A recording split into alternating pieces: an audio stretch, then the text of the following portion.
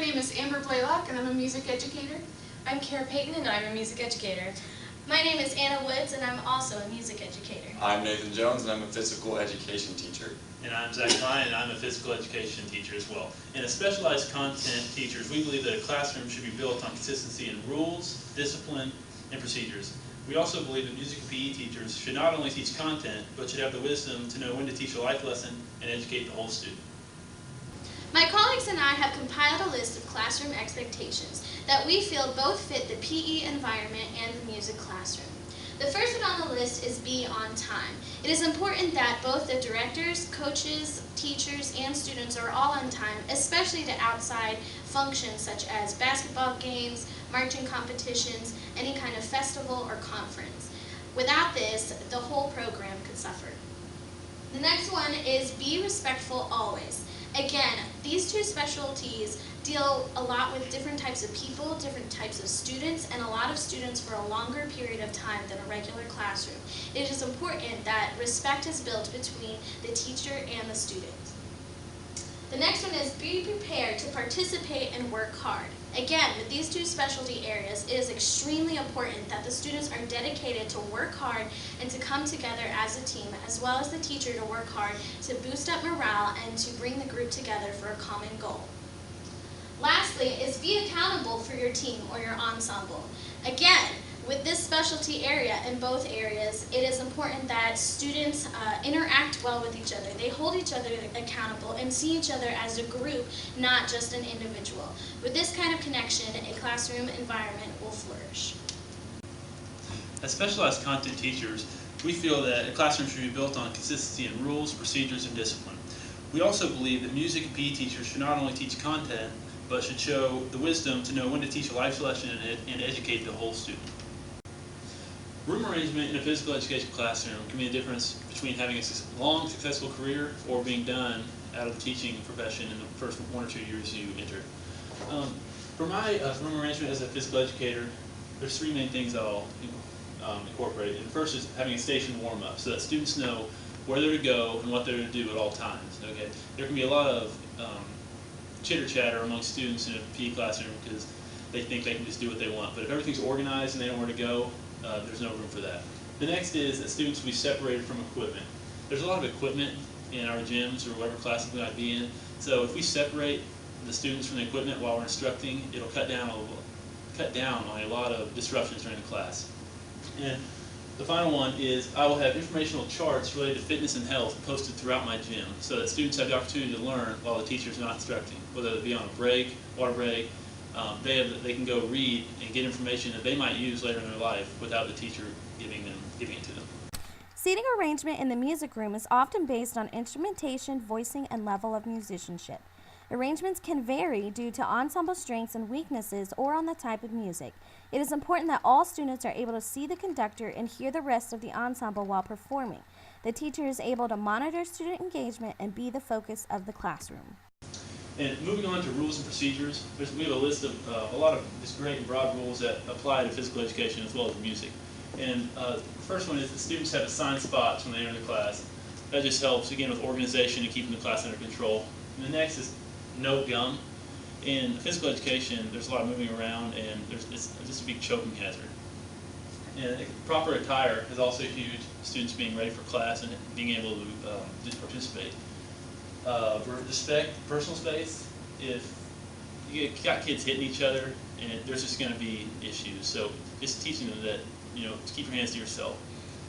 Proper use of technology, putting your phones away, pretty basic. These last 4, what we really want to focus on are, the first is respecting equipment and getting the students to understand that the equipment is not theirs, it belongs to the school, so they should treat it that way. They can't treat stuff like they would at home. And also in the music room, there's a lot of different equipment that is used. There are the instruments that are both student-owned and school-owned. There's also a lot of percussion instruments that are lying around, and students really need to be aware of the space that they occupy and that they take care of the equipment. Next is being prepared for class, whether that be with their clothes and shoes. If students aren't dressed right, they can't participate in PE. In the music room, that means having a pencil, having your music ready, having your instrument and any reeds or anything else. Also having your folders, having the correct order of music, so that way the rehearsal can start on time and be instantly engaged. The next rule is going through a proper warm-up. If you see students just half-heartedly going through warm-ups, there's just an opportunity for injury. So making sure that students are getting stretched right and jogging, getting their muscles warmed up in physical education is huge just on keeping them safe and injury-free. And then warm-ups in the music room can include vocal warm-ups, it can include long tones for the brass, counting exercises for percussion, and any other type of warm-up to help the ensemble start on time and to be in tune and ready to go. And our final rule is probably the most important in our specialized contents, and that is that students will be actively engaged in class with their best effort. And that can be judged by the teacher. You kind of make it known at the beginning of the semester that's what you're grading them on. You want to make sure that they know to give their best effort every time they walk into our classes. And also, because our areas are specialized, it is very important that all students are engaged, and that if one student is not, it really not only affects them as a student, but it also affects the rest of the classroom and the production and the learning. So it's important that everyone is engaged and learning together. We understand the best practices require modification from time to time. Let's face it, weird things happen in the classroom. It's important to have a clear path for responding to misbehavior and managing disruptive and non-compliant students. So, in the classroom, if there's an incident, these are the three steps that we would take to resolve that problem. The first time that there's an incident, it results in a warning. Obviously, if a kid's misbehaving in the classroom and it's just something that's once a warning or like a nonverbal cue or some type of thing to get their attention can usually resolve the conflict pretty quickly. However, if the student has a second problem, we're going to have them do some type of remedial task. In the PE setting, one of the examples you could use is putting a square on the wall, taking a ball, and have the student bounce the ball off the square over and over again. Then the third time, if they finally just can't handle it at all, they're just completely disruptive and they're just ruining your class, results in removal from the activity for the day. So you're going to sit them aside, you're going to have a talk with them, explain to them why their behavior is inappropriate, and then you're going to tell them that they're going to sit for the rest of the time and then revisit the problem later. My colleagues and I have also devised a discipline procedure plan. It is very similar, and we had collaborated and agreed with a lot of the things that the PE people have put up. We also have a warning, verbal warning, and also just perhaps like removing a student from the band area and off to the side to where they can still participate in the class, but they're removed from whatever distraction they have. Next is they will put their equipment away. If they have an instrument, put it back in its case and in the locker and have a seat in their chair. Afterwards, when class is over, they will have a one-on-one conference with the teacher talking about the problem and steps needed that need to be made to resolve it. Third is to call home. It is important to have a good relationship with the parents and also to show the student that you are not just going to let their behavior slide by, that you do want to change. And so a call home is definitely an effective way to do that. And last but not least, if the problem resolves and it is just too drastic for the classroom and it keeps repeating itself, either a detention or also a visit with the principal would be needed, so that way the student again is put under the expectations of not only the individual classroom but also of the school. We wouldn't be good teachers if we didn't make modifications to our rules, practices, and lessons for diverse students. So in music, we've discussed some different modifications that we could make. For visually impaired students, it would be important to increase the music print size so that students can easily follow along when we're rehearsing. The print on the music is often very small, but making this modification is super simple. Just go to the copy machine, increase the copy size, and the student should have a better time following along. For any handicapped students in the class, it would be important to make sure that they are seated on the bottom row of the choir instead of being up on the risers. Maybe provide a chair, and remember and remind the students to keep pathways clear of backpacks and other objects so that a student doesn't trip and fall and hurt themselves. Struggling or new students might be allowed to work with an advanced partner. These students make your classroom diverse because they're not at the level of everyone else, and they need you. If you just rushed on through rehearsal without making sure that these students caught on, then your rehearsal would suffer. So it's important to recognize these students, know who they are, and stick them with an advanced partner so that they can learn from someone experienced what classroom procedures are and how to read the music, follow along, and learn practices for sight reading and rehearsal. In the same vein, advanced students should also have lessons modified for them. Advanced students are going to be ones who catch on quickly, they're very good at sight reading, and they're always on top of things in rehearsal. So for those students, you could assign special privileges around the choir room, such as acting as a teacher's aide. You could also give them special performance opportunities and allow them to have more advanced solo repertoire for contest. Additionally, if you have any EL, English language learner students in your classroom, this would be a great opportunity to go through your music library and see what music you might have that could be in their home language. So if a student speaks in Spanish at home, it would be a great time to pull out a Spanish piece and have that student help you with pronunciation, translation, and that student maybe could help you give some context about how that particular song fits into the culture. On the flip side, in the PE setting, students that are struggling with seeing the ball, you could also do like brighter equipment, like a brighter ball, like bright yellows, pink, orange, red, any type of big colors that they can see coming to them if they can't, if they're having trouble catching or you can't quite figure out why. And also larger equipment. Things like bigger basketballs or bigger footballs or bigger soccer balls, anything that's bigger that they can get a better grasp on. And there's also, you can do individualized instruction for students that are falling behind in certain skill aspects, whether it be physical performance or skill related. You can always set aside a time to where they can also, you can teach the student individually or they can teach themselves and partners with someone that's more advanced. And manipulation of the activity or skill, you can always make the task easier or harder depending on the skill level, and this allows for the students to go at their own pace and also still acquire the skills that you're trying to teach them. External motivation is important no matter what grade level you teach, no matter what content you teach. The students who may not be intrinsically motivated, you might be able to get them working if you have just a little bit of external motivation to get them moving.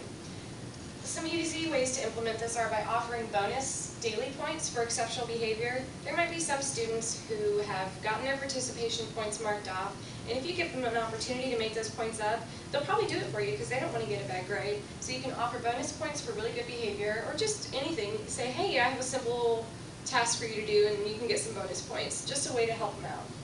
You can give special privileges during class time. This might be getting to do a completely different activity. This could be free time. This could also be helping you, assisting you. In music, that could look like asking the student to lead warm-ups. In PE, you could also ask a student to lead warm-ups or stretches or assist with coaching an activity.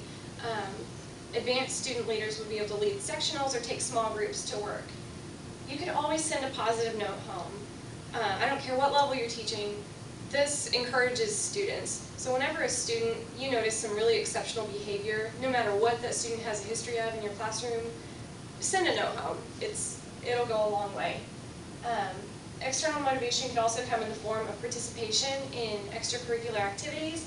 This could be eligibility. You can make your own eligibility requirements for your classroom that depend on behavior and participation. There could also be one-on-one time. You can make one-on-one time for private lessons with the director or coach. If a student comes to you and wants to work on extra music or on techniques in sports, then you could coach that student and make those times available first to the students who have exhibited exceptional behavior in the classroom. Student support goes right in hand with external and internal, or I guess I should say intrinsic motivation. If you're not supporting a student in any way, it's going to be hard to motivate them at all. So student support could mean having office hours open, saying, I have a designated time that I will be in this place for you to come to me, and this will make students, it'll make it easy for them to access you when they need extra help for tutoring. In music, you could have a sign-up sheet for private lessons, especially during solo and ensemble contest time. If you have a designated place in the classroom where you leave a sign-up sheet with 30-minute blocks, have the students come in first come, first serve, sign up for times so that they're accountable for coming and they know that you will be there at that time as well. Also, it's important to collaborate with classroom teachers in the building to not talk about your students in a negative way, but just to share about what has been working. You know, you can ask another teacher, hey, I've been having a little bit of trouble with Joey. What's been working in your classroom? You know, how can we work together to improve this behavior? So that's really important as well for student support, especially in PE and coaching. I've seen students do a lot of things for their coaches that they won't do for other teachers, so it's really important to collaborate there. Keeping parents involved in the classroom is also a very important way of supporting students, which we'll talk about next. Parental involvement can come in a variety of ways. The first for music and PE would be to organize a booster club or organization to get together a band of parents who are willing to support you and to support all students, not just their child, but who are willing to get together and to band together to make sure that all students in the choir or on the sports team are equally supported and have resources to compete, to travel, etc. It's a good idea to send home a regular email or newsletter to all parents just to kind of keep them apprised of what's going on in the classroom, especially if you have special performances coming up. Sending a regular communication would be a good way to keep parents in the loop. And also, students forget things. They might not remember to actually take Mom the handout that we give them. So that's when email and newsletters become especially important. It's also a great idea to create a schedule of semester events, especially for parents. This could go along with your email or newsletter, or it could be sent out separately, but this would be incredibly important so that parents can keep track of what their students will be doing, when they'll be doing it, and they can plan to travel to special event locations and be in attendance at all special performances. Parents should be notified when student behavior becomes disruptive in the classroom, especially on a regular basis.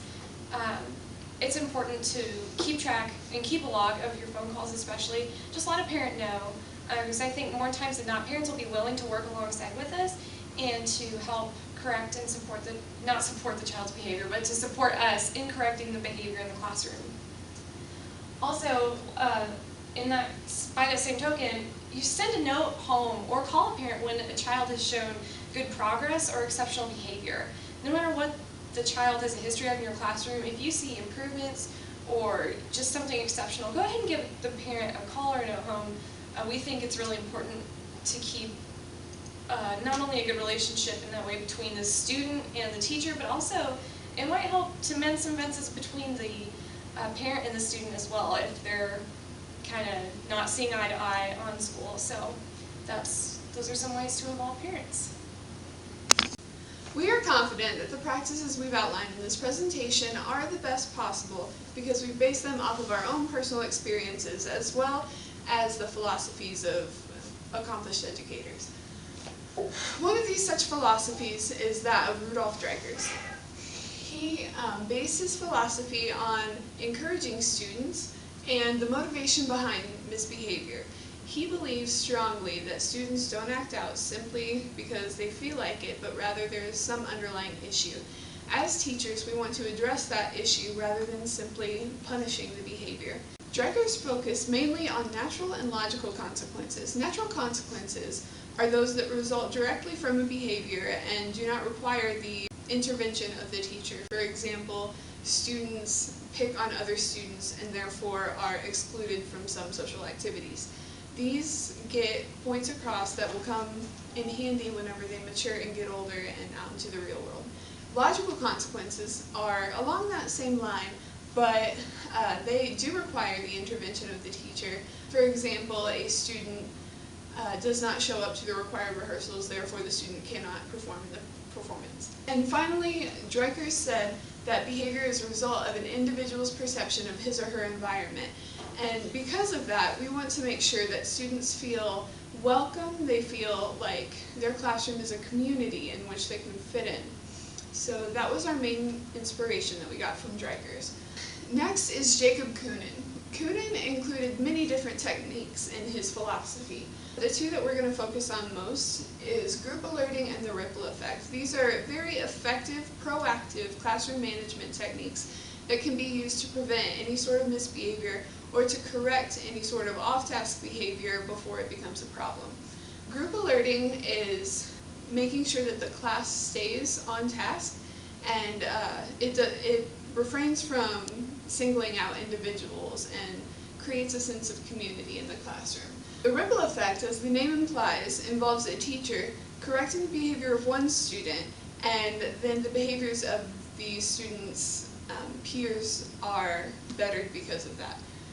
These can be used to create positive classroom environments as well as foster new behaviors and better behaviors. Lastly, we have Barbara Colaroso, and her philosophy was primarily interdiscipline, and she talked a lot about the 3 different kinds of teachers. And the one certain kind of teacher we want to emulate is the backbone teacher. And on here I have the definition of that. Backbone teachers provide support and structure and emphasize democracy through learning experiences. They help students develop inner discipline and a sense of self-efficacy, which means that the students believe that they can truly learn and make a difference in society. The biggest thing that we got from Colaroso's philosophy is that we want to encourage our students not only to learn the content, but to build character. Music and PE are so great of an environment to do that in, because we have very close relationships with our students, and kids tend to like those classes a little bit more too. So we will encourage our students to build their character, to become responsible citizens, and to become better people as a result of our classes. Thanks for watching our classroom management presentation. We hope that we've shown evidence that we know how to become competent educators, and I can honestly speak for all of us when I say that we are really excited about implementing these techniques in our student teaching semester and beyond. So thanks.